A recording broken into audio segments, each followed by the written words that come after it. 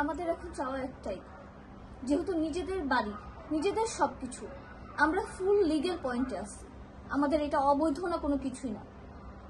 এখন তারা যে এরকম দল বদলে বদলে এসে একজন মানুষের বাড়ি আত্মসাৎ করবে, তাকে নিঃস্ব করে দিবে, আমার বাসার থেকে যা কিছু ছিল অর্থ সম্পদ, আমার গলার কানের এগুলো সব টেনে নিয়ে গেছে।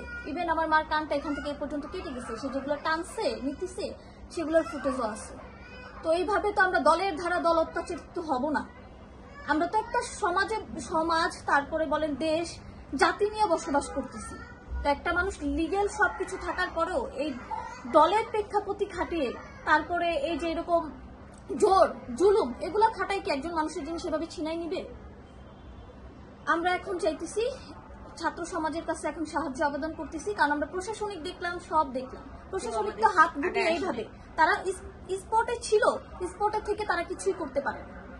তাদের আরো উস্কাই দিছে যে হ্যাঁ আপনারা করেন, যা করেন, ভাঙেন মারেন, কোনো সমস্যা নাই, আপনারা করে এরকম বলে আরো মানে তাদেরকে আরো করে দিছে, উৎসাহী করে দিছে যে হ্যাঁ আপনারা এগুলা করতে থাকেন। ওনারা পুলিশ যদি একবার আগে আসতো তাহলে এরকম ধরনের মানে এই ঘটনাটা ঘটতো না। পুলিশ একবারও আগে আসেনি। পুলিশ আরো বলছে যে হ্যাঁ আপনারা যা আপনাদের মতো যা মতো তাই করেন, আমরা এখানে আসছি, আমরা দেখতেছি সবকিছু। বারবার আমরা দৌড়াই গেছি পুলিশের কাছে যে আপনারা এটা কিছু করেন, এই যে আমাদের উপর যেরকম অত্যাচার করতেছে আপনারা অন্তত আপনারা আর কিছু না করেন, এই যে মারামারি করতেছে এগুলা ঠেকান। কিন্তু পুলিশ তাও ঠেকানি। পুলিশ ওইখানে চেয়ার দিয়ে বসেছিল, তারপরও পুলিশ এইটার মধ্যে আগায় আসে নাই। আমাদের কাছে সেই সিসিটিভি ফুটেজও আছে এবং কোন পুলিশ ছিল আমাদের কাছে সেই ভিডিও আছে। আমরা বারবার সেই পুলিশকে মানে বারবার আমরা পুলিশকে বলছি যে আমাদেরকে আপনারা আর কিছু করেন না করেন, ভাঙাচুরা বন্ধ না করেন, কিন্তু এই যে মারামারি যে করতেছে, গায়ে হাত দিতেছে, এগুলো বন্ধ করেন। কিন্তু পুলিশ সেটাও করে, পুলিশ সেটাও করে থামায় নেই। পুলিশ এখানে প্রথম থেকে শেষ পর্যন্ত ছিল এবং সমাজের নাম করে আজকে সমাজের নাম করে আমাদের উপর যে অত্যাচার করতেছে, যে আমরা সমাজ না মানলে যে আমরা এখানে থাকতে পারবো না, সমাজ না মানলে আমরা এখানে চলতে পারবো না, সমাজের নাম করেছে।